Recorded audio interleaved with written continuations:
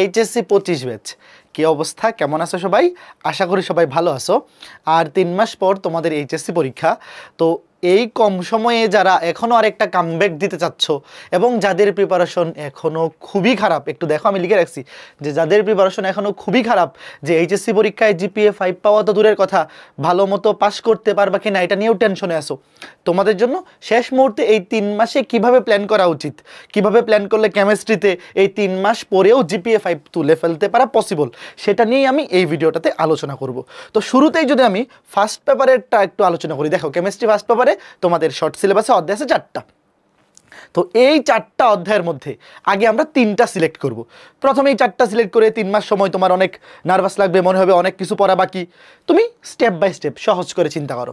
দেখো এই যে 4টা অধ্যায়, এই 4টা অধ্যায়ের মধ্যে কোন অধ্যায় থেকে কয়টা সৃজনশীল আসে শর্ট সিলেবাসের বিগত 3 বছরে? তুমি যদি দেখো যে বিগত 2 বছরেরটা দেখো, 22 আর 23, 24 সালে তো সরি কেমিস্ট্রি পরীক্ষা তো 24 সালে হয়নি, 2 সালেরটা দেখো 22 আর 23 সেম শর্ট সিলেবাস ছিল। 22 ব্যাচের আর 23 ব্যাচের শর্ট সিলেবাসে যা যা টপিক ছিল তোমাদেরও কিন্তু সেম।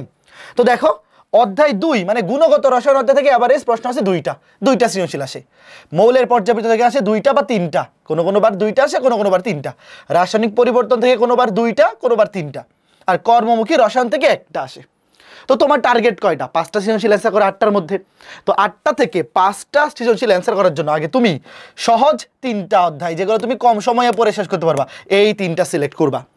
গুণগত রসায়ন, রাসায়নিক পরিবর্তন এবং কর্মমুখী রসায়ন, এই 3টা অধ্যায় থেকে মিনিমাম 5টা সৃজনশীল কিন্তু তুমি পাবা।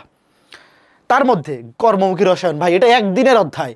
ভিনেগারের প্রস্তুতি, ভিনেগারের খাদ্য সংরক্ষণের কৌশল, প্রতি বছর ঘুরে ফিরে খালি এইটাই আসে, এই প্রিজারভেটিভসের যে ব্যাপারগুলা।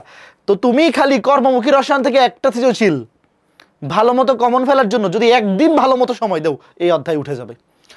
তারপরে গুণগত রসায়ন থেকে 2টা আসবে মাস্ট, রাসায়নিক পরিবর্তন থেকে 2টা আসবে। এবং এই অধ্যায়ের মানে প্রশ্নগুলো অ্যান্সার করলে ফুল মার্কস পাওয়া যায়।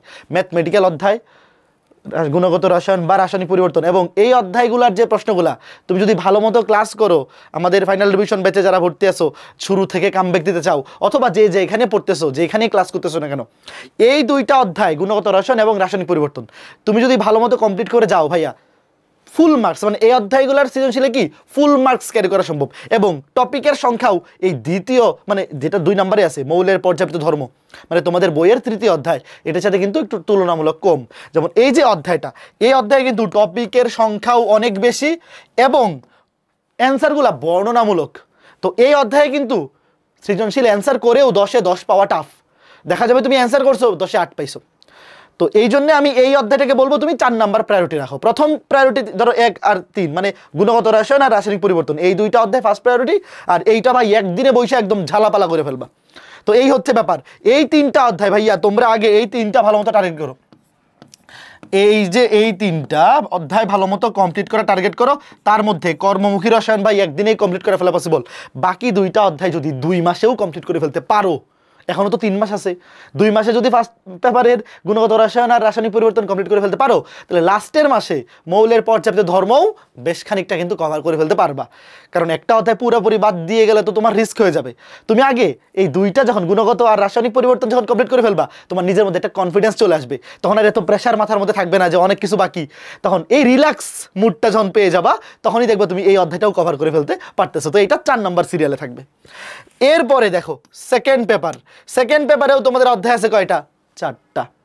তার মধ্যে জৈব রসায়নটা বাদ রাখো। জৈব রসায়ন থেকে সৃজনশীল আসে 3টা। আমি একটু দেখাই তোমাদেরকে অ্যানালাইসিস রিপোর্টটা।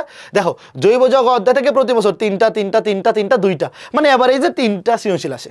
তো তুমি আগে জৈব যৌগটা বাদ দিয়ে বাকি 3টা অধ্যায়, পরিবেশ রসায়ন, পরিমাণগত রসায়ন এবং তড়িৎ রসায়ন, এই 3টা অধ্যায় ভালো মতো কমপ্লিট করে ফেলো।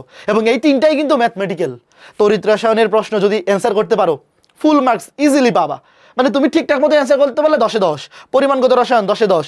পরিবেশ রসায়ন ও ম্যাথমেটিক্যাল প্রশ্ন বেশি আসে, বা ম্যাথমেটিক্যাল বাইরেও যে ব্যাখ্যামূলকগুলো আসে ঠিক মতো লিখতে পারলে 10-এ 10 তোমাকে ইজিলি দিবে। তো এই 3টা অধ্যায় তুমি টার্গেট করো যে ভাই হাতে 3 মাস আছে, এর মধ্যে তড়িৎ রসায়ন কিন্তু খুবই ছোট অধ্যায়।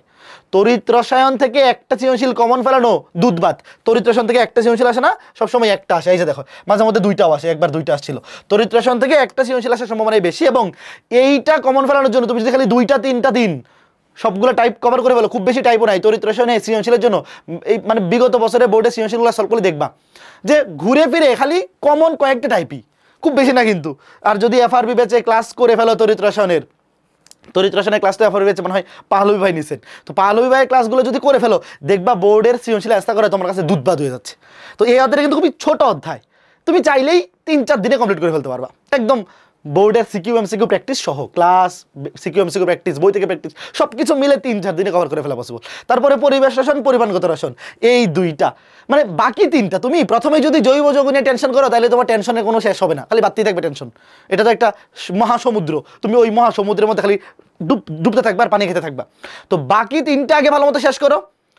ফার্স্ট পেপারেও বললাম যে এই যে ফার্স্ট পেপারে মৌলের পর্যাবৃত্ত ধর্ম ছাড়া বাকি 3টা আগে শেষ করো, আর সেকেন্ড পেপারে জৈব যৌগ ছাড়া বাকি 3টা আগে শেষ করো। বাকি 3টা যদি শেষ করে ফেলতে পারো তখন কি তোমার মাথা থেকে হিউজ একটা টেনশন কমে যাবে যে ভাই জৈব যৌগ ছাড়াও কিন্তু 5টা সৃজনশীল, বাকি 3টা অধ্যায় যদি তুমি খুব ভালো মতো পড়ো, ভালো মতো ধরো ক্লাস করলা, সিকিউ এমসিকিউ প্র্যাকটিস করলা, বই থেকে কোল পড়লা, তাহলে কিন্তু 5টা সৃজনশীল তোমার কমন পড়বে। হইতে পারে 1-2টা প্রশ্ন একটু বেশি কঠিন হয়ে যেতে পারে, সেক্ষেত্রে হয়তো তুমি ফুল অ্যান্সার করতে পারলে না, বাট তুমি এতটুকু টেনশন ফ্রি থাকতে পারবা যে 5টা সৃজনশীলের প্রিপারেশন আমি নিছি, পরীক্ষায় ফুল অ্যান্সার পারি আর না পারি 5টা সৃজনশীল অ্যান্সার করার প্রিপারেশন আমার আছে। এরপরে এমসিকিউ এর জন্য তো ভাই জৈব যৌগ থেকে যদি সৃজনশীল অ্যান্সার নাও করো, এমসিকিউ এর জন্য তো লাগবে, তো সেইটার জন্য লাস্ট মাসে বা যত দ্রুত বাকি 3টা তুমি কভার করতে পারবা। সেকেন্ড পেপারের জন্য জৈব যৌগ অন্তত ক্লাস করে গেলা, ধরো আমাদের ফাইনাল রিভিশন ব্যাচে জৈব যৌগের হয়তো ক্লাস হবে 10টা, শুধু 10টা ক্লাসও যদি বৈশাখালী করতে পারো ভাই তুমি সৃজনশীল এমসিকিউ সবই কমন পেয়ে যাবা। আর তারপরেও যদি আমি বলি জৈব যৌগ অধ্যায় থেকে একটা সৃজনশীল কমন ফেলার জন্য কোন টপিকটা পড়ে যাবে, অ্যারোমেটিক পার্টটা কিন্তু খুব বেশি বড় না, দেখা যাবে এফআরবি ব্যাচে অ্যারোমেটিক আমরা কয় ক্লাসে নেই, 1 বা 2 ক্লাসে পড়াবে হয়তো ভাইরা, তো 1টা বা 2টা ক্লাস অ্যারোমেটিক থেকে কিন্তু প্রত্যেক বছর একটা সৃজনশীল থাকে। তো কেউ যদি জৈব যৌগ পুরোটা না পড়ে শুধু অ্যারোমেটিক পার্টটাও পড়ে যায়, তাও কিন্তু একটা সৃজনশীল ফুল তুমি কমন পাওয়া যাইতে পারো। আর এমসিকিউর জন্য ওয়ান শট এমসিকিউ বা বিগত বছরের বোর্ডে আসা এমসিকিউগুলা দেখা যেতে পারো, এইভাবে কিন্তু কভার করে ফেলা পসিবল। তো এই সাজেশনটা হচ্ছে যাদের প্রিপারেশন খুবই খারাপ, যে এই 3 মাসে সব পড়ে শেষ করতে পারবা না তাদের জন্য।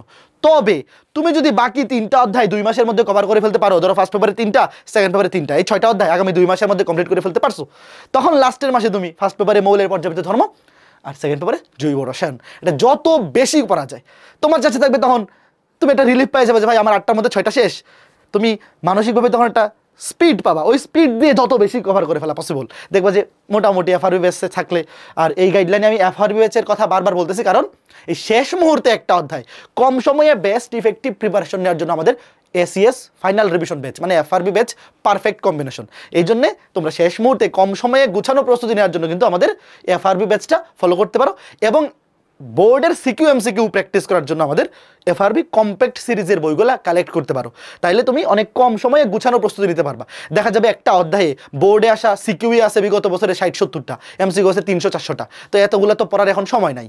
তো আমাদের কম্প্যাক্ট সিরিজের বই আমরা কি করছি, বিগত বছরের সবগুলা বোর্ডে আসা প্রশ্ন এবং বোর্ডের বাইরেও প্রশ্ন যা আছে, কলেজের প্রশ্ন, বিভিন্ন কলেজের প্রশ্ন অ্যানালাইসিস করে একদম সবগুলা টপিক থেকে মানে সিমিলার প্রশ্নগুলা বাছাই করে যে ইউনিক টাইপগুলা থেকেই প্রতি বছর প্রশ্ন হয়, এই ইউনিক টাইপগুলা দিয়ে আমরা সৃজনশীলগুলা রেডি করে দিছি, এবং এমসিকিউগুলা যেগুলা রিপিটেড প্রশ্ন ওগুলা একটা করে দিছি, মানে খুব বেশি অ্যামাউন্টের প্রশ্ন রাখা হয় নাই।